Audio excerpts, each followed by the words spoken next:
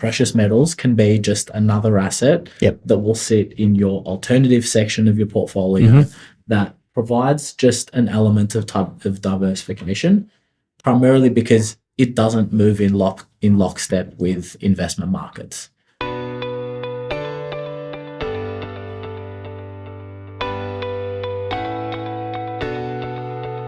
Welcome to 360 Money Matters, where financial planners Billy and Andrew talk all things financial planning.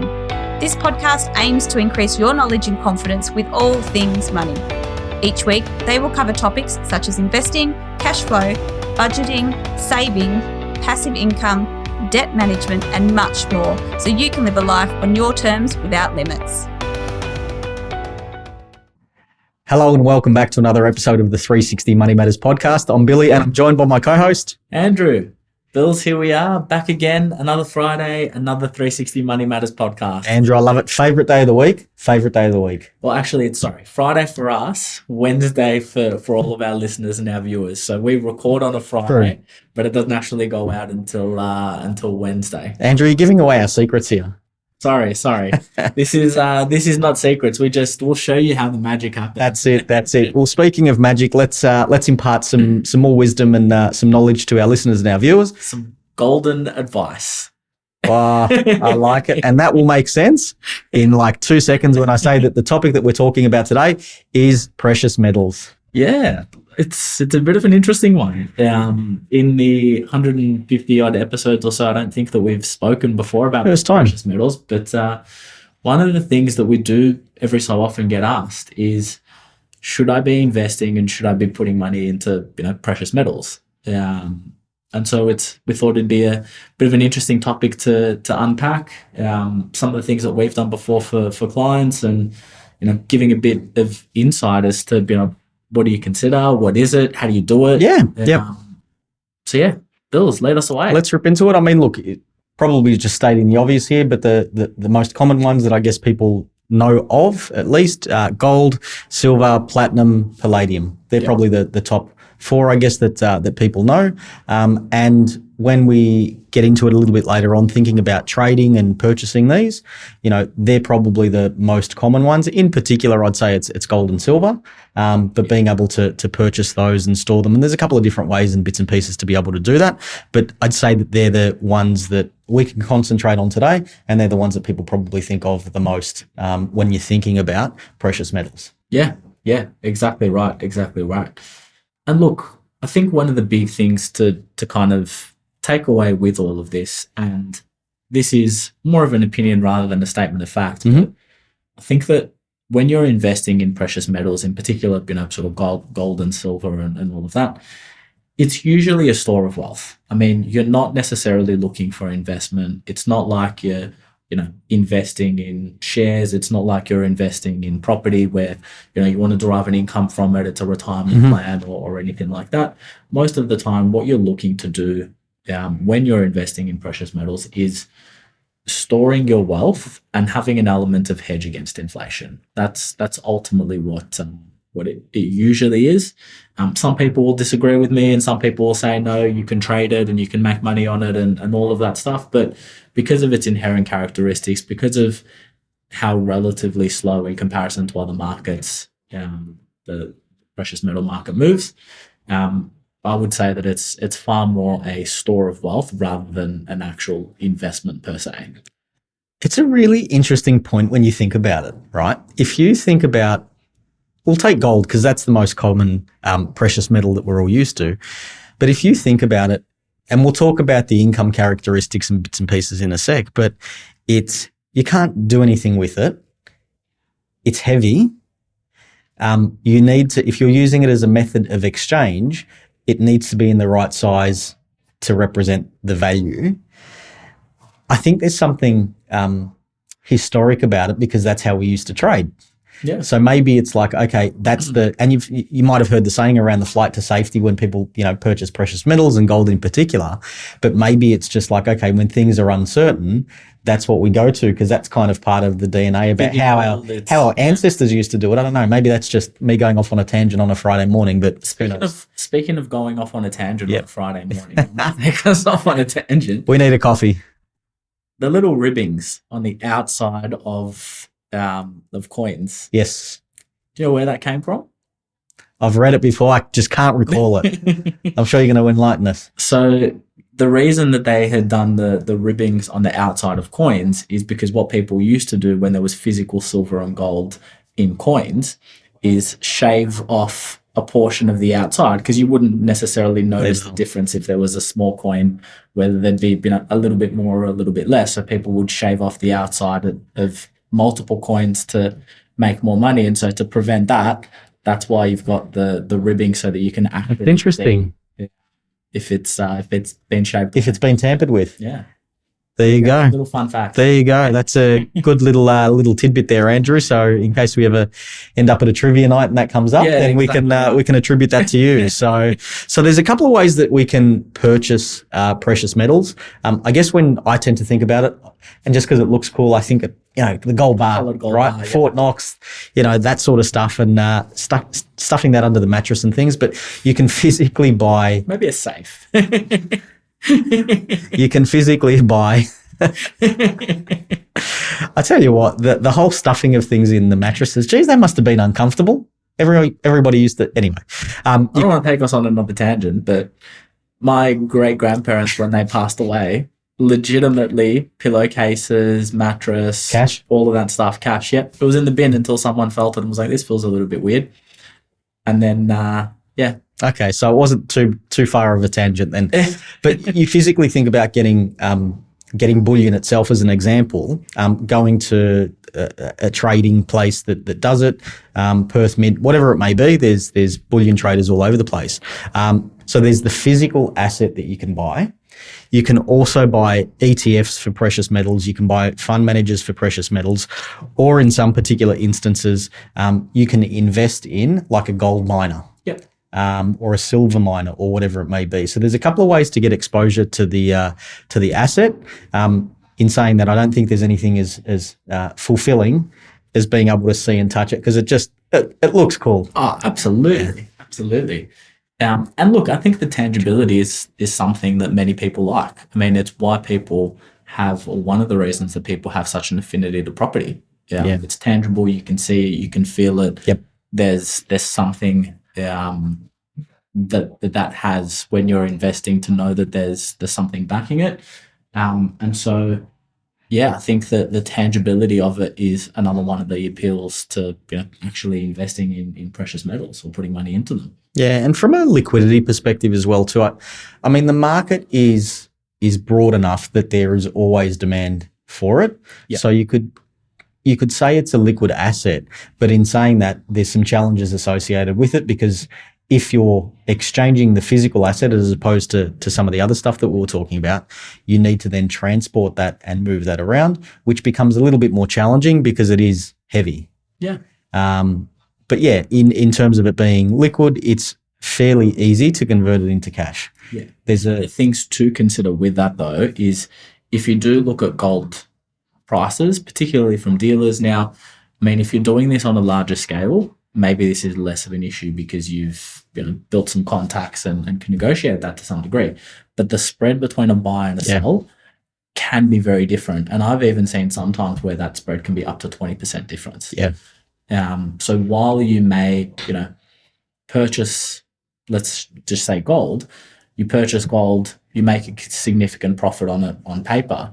It's at the point of time of actually selling it. Yep. You're not selling it usually at the buy price, you're selling it at the sell price. And if that's, even at 10% different or at 15% different, it's a fairly substantial amount that you need to make in order to be able to, counteract that difference between the buy and the sell price. Yeah, and I'd say it's easier to see. I'll give an example of that because I've always thought about this. But when you go to the shopping center and you see the currency exchange people, and you've got that little person in the glass booth, and people go there and exchange their money or come back from holidays and stuff. If you think about the cost associated with that person sitting there, the shop front, needing to store that money, there's no other way for them to be able to provide that service unless they're taking a really healthy, from their end, a really healthy transaction fee, a really unhealthy transaction fee from your end, but that's just how it works. And you're absolutely right. If you're not careful and don't know what you're doing or who you're dealing with, it's very easy to pay overs with that. Smallest type of transactions, probably not as big of a deal. But when you start getting into bigger quantities, obviously it makes such a big difference. But really good call to point that out as well too. Yeah. And diversification. So some people will do it, and we've had quite a few clients that do it just for the purpose of diversification. So we talk about diversification all of the time, not just having your money in stocks, not just having your money in property, but having some infrastructure, some bonds, some cash, and precious metals can be just another asset that will sit in your alternative section of your portfolio that provides just an element of type of diversification, primarily because it doesn't move in lockstep with investment markets. So usually what you see is as share markets are performing really well, you tend to see gold prices not perform quite as well. And as markets are experiencing concern, precious metals and gold are seen as a safe haven, and you see those markets tend to perform quite well. So that diversification and the difference in the way that it will act in a portfolio can mean that you've got a different element to how you're structuring your investments. Yeah, no, absolutely right. And on the investing pathway as well too, thinking about the characteristics associated with precious metal. Obviously, you're talking about that as a store of value, talking about, okay, flight to safety, things start to get a little bit choppy. People put more money into precious metals. Keeping in mind, very different to other assets that we talk about, where you've usually got two components of your rates of return. You've got your capital growth in the asset itself, and you've got some form of income being generated by that asset. In precious metals, that's not necessarily the case. You're not getting an income of precious metals. You're not getting an income. I mean, look, maybe with some of the miners and stuff that you might get a little bit. In reality, what they do is if they generate any income, they tend to push that back into producing, and optimizing the mining process and stuff. But for all intents and purposes, essentially there's no income associated with it. So keeping that in mind, that when we are talking about diversification within your portfolio and considering it as a viable asset class for your portfolio and your position, keeping in mind that you're probably not going to get any income off that part of your portfolio. Yep. And I guess one of the other considerations when you are talking about a portfolio, when you are talking about, storing wealth or investing or whatever it is in precious metals, you can do it through superannuation. So through your superannuation fund, in order to be able to do it, you need to be holding either a fund manager or an ETF. But if you've got a self-managed super fund, you can actually have and store physical gold in a self-managed super fund as well. The consideration is that obviously, it's still bound by all of the superannuation rules. So you can't, sell the gold, take the gold and use that anywhere. It still needs to be preserved for investment purposes and until you meet a condition of release of all of that stuff. But the key takeaway is that if you're wanting to do it through superannuation, the only means to be able to do it in physical gold is physically buying gold in a self-managed super fund, not in any other environment. If you're wanting to, which is interesting because I came across this with a client who bought diamonds in their self-managed super fund. To make sure that the fund was compliant, they needed to, for part of the auditing process, they needed to prove that the diamonds were in a safety deposit box. So they were being stored properly for the benefit of future retirement income and wealth, as opposed to them keeping it at home, because at home you can take it out, you can look at it, you can touch it, you can feel it. It's in breach of the rules. So if you go down that path, then you need to meet all of the requirements of So it's not like you can even enjoy the fact that you've got it there and you can look at it because it looks pretty cool. But no, you can't even do that. Yeah, it's exactly the same as artwork. It's exactly the same as fine wine. All of that stuff needs to be stored away from your physical premise so that you can prove that it's for investment purposes and not for any personal consumption. Just think about that wine. You can do whiskey as well too, but maybe, empty out the bottle, fill it up with apple juice or grapefruit or something like that. I don't know, but we're not on a podcast to millions of people meant to be telling them how to circumvent superannuation laws. They're using that as an example of what not to do. Exactly. Andrew, let's jump on to maybe looking at precious metal and comparing that to some of the characteristics with cryptocurrency. This is a note that you've added to this. This is a bit of a long bow to draw, but I'm going to throw it over to you so you can talk about this. But because crypto and precious metals in some instances have been spoken about in a similar sort of asset class. Let's talk about that. I think it's just more of an interesting point that the people are trying to make, in that, cryptocurrency, it's got, similar values to gold, it's got similar values to silver. One of the things that I'm a little bit concerned about when people say that is, one of the major characteristics is that it's a hedge against investment markets, precious metals. Yep. So usually when you see investment markets not perform well, you seem to see precious metals move as a safe haven of asset classes. And so even though, cryptocurrencies might be seen as having similar values, they tend to actually move much closer to share markets than the more precious metals actually do. So it is very different in that regard. But what people have been talking about, and one of the consideration for investors, is the quantity of supply is a really important factor in precious metals, because that's ultimately going to determine the price and the value of it. As cryptocurrency starts to be seen as a potential, safe haven or potential alternative to precious metals, does that perhaps mean that investors move to crypto rather than moving to gold and silver? And does that have long-term implications for the value of gold, silver, and precious metal asset classes? I mean, that's more of a question than an answer. Yep. And maybe long bow to draw, but I think it's just a very interesting point as to what the future outlook of that market is, because it's been a market that, as you said, has gone back to the Middle Ages when Billy was born, and is now, probably going through one of the bigger shifts in, cryptocurrency and the impact that it might ultimately have to it. Yeah, and I think the takeout with all of that is that we don't know.